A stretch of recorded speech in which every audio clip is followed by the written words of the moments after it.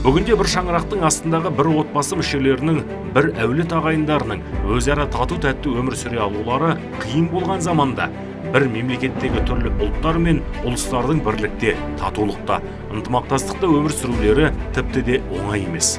Кейбір қара ниетті күштердің көп ұлтты мемлекеттердің ішінде ұлтаралық араздықтың көрігін қыздырып, ұлттардың арасына от салып, елдің ішін алатайдай қылып, талай мемлекеттің ойранын шығарғанына тарих куә.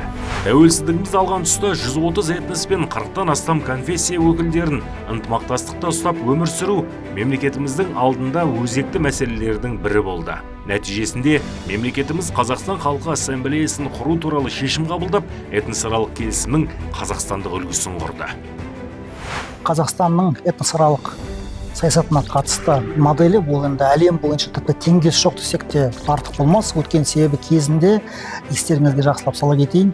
Енді Біріккен ұлттар ұйымының бұрынғы төрағасы марқұм болған кісі Кофи Аннан мырзаның өзі келген кезде біздің Қазақстанға ресми сапармен Қазақстан Халқы Ассамблеясының жұмысына оң баға беріп, арнайы айтқан болатын. Ол баға бірінші кезекте шын мәнінде бұндай теңдессіз аналогтың өзі жоқ екенін мәлім еткен болатын.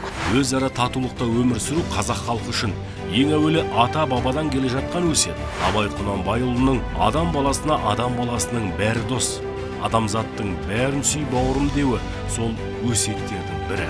Қазақы болмысымызда, дәстүрімізде, мәдениетімізде ынтымақ пен бірлікті қашанда жоғары қояды. Ынтымақ пен бірлік бақыттың бастауы. Бірлігі жарасқан елдің берекесі артатыны әмбеге аян.